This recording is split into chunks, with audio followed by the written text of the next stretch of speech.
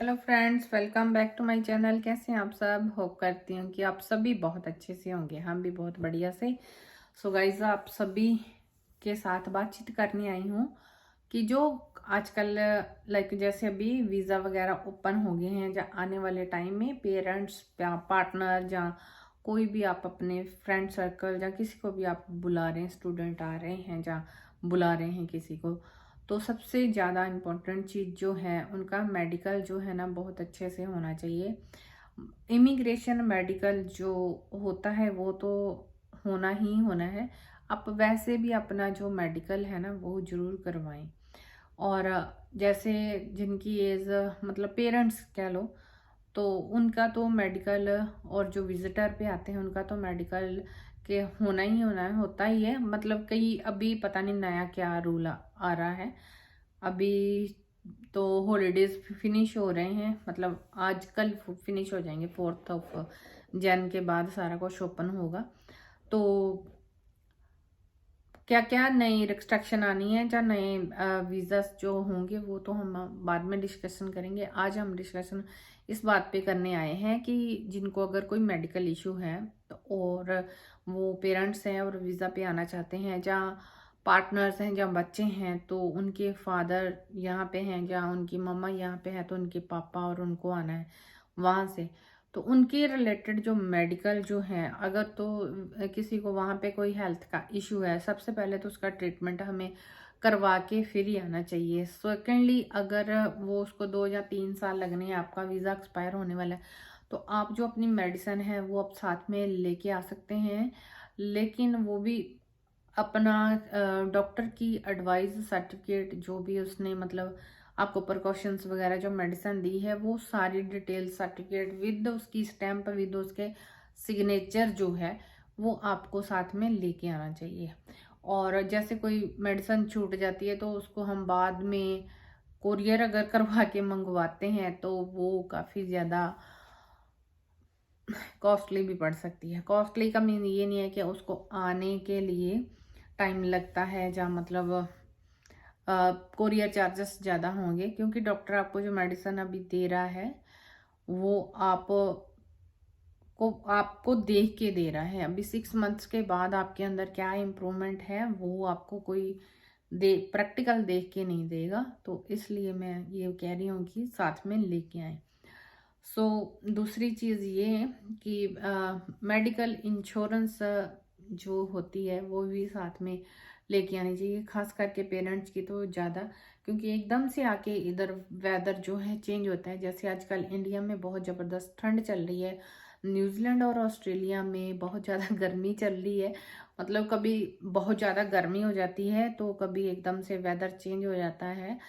तो मतलब उनके लिए नया वेदर होगा, नया मतलब सारा कुछ, हवा पानी खाना पीना सारा कुछ डिफरेंट होगा, स्पेशली जो ओल्ड एज हैं उनके लिए। तो ये ज़रूर होना चाहिए। दूसरी चीज़ जो मैं बात एक और करनी है, एक और चीज़ कि वीडियो को लाइक शेयर करो और चैनल को सब्सक्राइब भी कर लो प्लीज़। दूसरी चीज़, पेरेंट्स आ रहे हैं जिनके, उनको बहुत सोच समझ के अपने पास पेरेंट्स को बुलाना चाहिए। पूरी तरह अगर रिस्पेक्ट कर सकते हैं उनकी तो ही उनको इनवाइट करें। अगर आ गए हैं यहाँ पे आपके पास तो उनको निगलेक्ट कर रहे हो, कई चीज़ों पे उनको रोक टोक रहे हो, तो मतलब ये भी आपके लिए सही नहीं है। हाँ, जब इंडिया में रह रहे होते हैं हम लोग, तो उनको अभी इतने साल हो गए वहाँ पे रहते हुए, तो उनके लिए सारा कुछ नया है, बिल्कुल चेंज होता है।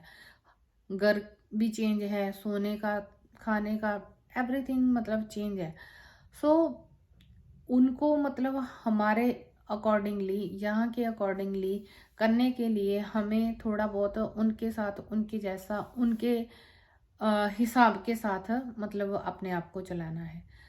तो जो अगर अपने जॉब से मतलब छुट्टियां ले सकते हैं, उनको थोड़ी बहुत छुट्टियां लेके उनके साथ प्रॉपर टाइम स्पेंड करना चाहिए। जैसे क्या होता है कि कई बार जैसे ग्रैंड पेरेंट्स हैं वो, तो आपके बच्चे हैं, तो आप एक ही बंदा मतलब घर पे काम कर रहा है, एक बच्चे के साथ रह रहा है, जहाँ पेरेंट्स को मतलब गुड फील नहीं हो रहा है। कई बारी क्या होता है ना कि पेरेंट्स को बुला लेते हैं और पहले तो हस्बैंड वाइफ में से एक ही काम कर रहा होता है, जब पेरेंट्स आ जाते हैं तो बच्चे को पूरा देखभाल उनके ऊपर छोड़ के दोनों मियाँ बीवी काम करने लग जाते हैं। तो इससे भी थोड़ा सा उनको अच्छा नहीं लगता, वो सारा दिन अंदर ही अंदर रहते हैं, या कैंडी बच्चों को ड्रॉप करने चले गए, स्कूल ड्रॉप करने चले गए, या फिर वो पार्क में चले गए या किसी से मिल गए। और कहीं पे अगर पार्क पास में नहीं है, कोई अपना पंजाबी, सिंपल सी बात है, अपने इंडिया का लोग या अपना पंजाबी लोग उनको नहीं मिलते, तो वो अपने आप को बड़ा ही घुटा घुटा सा महसूस करते हैं, अनकंफर्टेबल महसूस करते हैं। तो उनको थोड़ा सा खुला फील कराने के लिए एक ही बंदा, अगर दोनों कर भी रहे हैं तो थोड़े टाइम के लिए, जब पेरेंट्स आए हैं तो एक बंदा काम करो तो दूसरा उनके साथ ही रहो। कभी वो आप मतलब कभी आप खुद उनको लेके जाओ, कभी आपका पार्टनर उनको लेके जाओ, हो सके तो सभी इकट्ठे जाओ। सो उनको थोड़ा सा ये करना पड़ता है। नहीं तो आपको पता है कि लोग जिनको ज़्यादा टाइम हो गया है, ओल्ड एज जो आंटी अंकल होते हैं, तो वो अगर पार्क में या किंडी में या गुरुद्वारे या मंदिर में कहीं पे भी उनको मिलते तो ये जरूर पूछते हैं, क्या आपके बच्चे पक्के हैं, आप यहाँ पे विजिटर आए हो, आपको नहीं बुला रहे, आपका बेटा बहू या आपकी बेटी और दामाद आपको क्यों नहीं बुला रहे, आपको भी अभी तक आ जाना चाहिए। ऐसे मतलब क्वेश्चन करके उनको थोड़ा सा डिस्टर्ब भी करने की कोशिश करते हैं। ये प्रैक्टिकल हो चुकी हैं चीज़ें, इसलिए आप लोगों से शेयर करती हूँ मैं। सो गाइज, ये चीज़ें बहुत ज़्यादा ज़रूरी है। अगर पेरेंट्स को बुलाया है अपने पास तो प्रॉपर अपना क्या बोल सकते हैं उसको, अपना जेब देख के, अपने लाइक फाइनेंशियल कंडीशन देख के फिर ही आप उनको बुलाओ। जहाँ आप कैसे भी, जिस भी आप मेंबर को अपने पास इनवाइट कर रहे हो। और सेकंड थिंग, जो स्टूडेंट लोग आ रहे हैं यहाँ पे, थर्ड जब फोर्थ उन्होंने अपना ईयर वहाँ पे लगाया हुआ है, लाइक +2 के बाद जो किसी ने डिग्री की है, तो उसके साथ साथ उसका एक्सपीरियंस ज़रूर होना चाहिए। और जो डॉक्यूमेंट्स है, मैं बार बार अपनी वीडियोस में बताती रहती हूँ कि वो हमारा इंग्लिश में होना चाहिए, नहीं तो दोबारा से फिर से कन्वर्ट करना पड़ता है। सो ये चीज़ें ज़रूरी हैं। ड्राइविंग लाइसेंस जो ये नहीं है कि आपने मतलब स्कूटर का या बाइक का या एक्टिवा का आपने लाइक बनाया हुआ है ड्राइविंग लाइसेंस है, तो आप उसी को कार में कन्वर्ट करके लेके आ रहे हो, लेकिन कार आपको ड्राइव नहीं करनी आ रही है। तो बेसिक ये है कि मेन चीज ये है कि स्कूटर बाइक के साथ अगर आपको कार भी ड्राइव करनी आती है तो ही आप उसका लाइसेंस मतलब बनवाएं। अगर ड्राइव करनी आती नहीं है, लाइसेंस बनवा लिया है, तो ये भी बात सही नहीं है। क्योंकि जैसे हम अभी इन कंट्रीज में आ जाते हैं तो इसमें मतलब फ्रॉड वाली, झूठ वाली कोई मतलब ऐसी चीज नहीं एक्सेप्टेबल करते हैं। वहां तो कहते हैं ना कि पुलिस को दे दो पैसे तो वो मतलब मान जाती है। तो यहाँ वाले जो मामे हैं वो नहीं मानते, वो तो 700-800 की टिकट ही पकड़ आएंगे हाथ में। जैसे कि वहां पे हमारे खड़े होते हैं पुलिस वाले चौक पे, ओवर स्पीड जा रहा है, हेलमेट नहीं पाया है, जहाँ आपने सीट बेल्ट नहीं लगाई है, तो रोक के देते हैं, रोक के बातचीत करते हैं। और हमारे यंग जनरेशन उनसे लड़ने भी लग जाती है। यहाँ पे कोई चौक पे खड़ा नहीं होता है, किसी ने रोकना नहीं है। कैमरे लगे हैं, रिकॉर्डिंग हो रही है 24 आवर, कितनी स्पीड में गए, कितनी दूर से आप कितनी स्पीड में आए, बेल्ट तो लगाए बिना घर से नहीं निकलते हम लोग। सो मतलब ये चीज़ें, मतलब ये नहीं है कि 100-200 की टिकट आती है। ऑस्ट्रेलिया में और ज़्यादा कॉस्टली है, 350-400 से स्टार्ट होती है टिकट आना, 50-100 वाली कोई बात नहीं है यहाँ पे।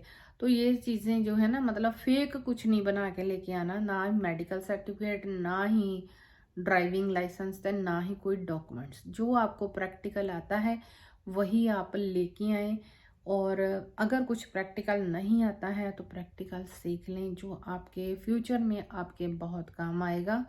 सो मेडिकल इंश्योरेंस, अगर आप विजिटर वीज़े पे आ रहे हो, जहाँ हेल्थ इंश्योरेंस ज़रूर लेके आए साथ में, ताकि जहाँ पे आप जा रहे हो वो आपके बच्चों को, जहाँ आपकी फैमिली को, अगर आपको कोई कल को थोड़ा बहुत प्रॉब्लम हो जाती है, हॉस्पिटल जाना भी पड़ता है, तो उनके ऊपर बोझ जो है ना आए। नहीं तो यहाँ पे ये नहीं है 10 15 20 हज़ार या 1 लाख का खर्चा आएगा, यहाँ पे 25 30 हज़ार डॉलर बनते हैं, 17 18 लाख रुपया बन जाता है इंडिया का।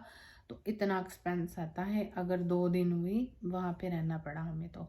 सो वैसे तो मैं उम्मीद करती हूँ कि सभी को ये सारा कुछ पता है, लेकिन फिर भी अगर किसी को नहीं पता तो मैं बता रही हूँ, आप लोगों से शेयर कर रही हूँ। तो आप ये मेरी वीडियो आगे शेयर कर दीजिए, ताकि जो और लोग भी कहीं किसी अपने अपने के पास जा रहे हैं तो थोड़ी सी चीज़ों का ध्यान रखें। और एक दो चीज़ें और, कोई लाचियाँ साथ में नहीं लेके आनी, कोई लौंग साथ में नहीं लेके आने। कोई लोगों को ऐसा होता है कि वहाँ नहीं मिलते, यहाँ पे सारा कुछ मिल जाता है। कुछ भी ऐसा साथ में कैरी मत करके लेके आए कि जिसके साथ मतलब फाइन पड़े और फिर प्रॉब्लम हो। तो इसलिए ये सारी चीज़ों का थोड़ा सा ध्यान रखें, अपना और अपनों का ध्यान रखते रहिए। हमेशा खुश रहें, तंदुरुस्त रहें। नया साल सभी के लिए बहुत अच्छा शुरुआत हो चुकी है, आगे भी अच्छा रहे। So thank you everyone, have a good day. Like, share और कमेंट भी कर सकते हैं अगर किसी को कुछ पूछना है तो मैं उसका हो सके तो आंसर अगर मेरे पास हुआ तो मैं दे दूंगी। और हंसते मुस्कुराते रहें। Thank you everyone, have a good day.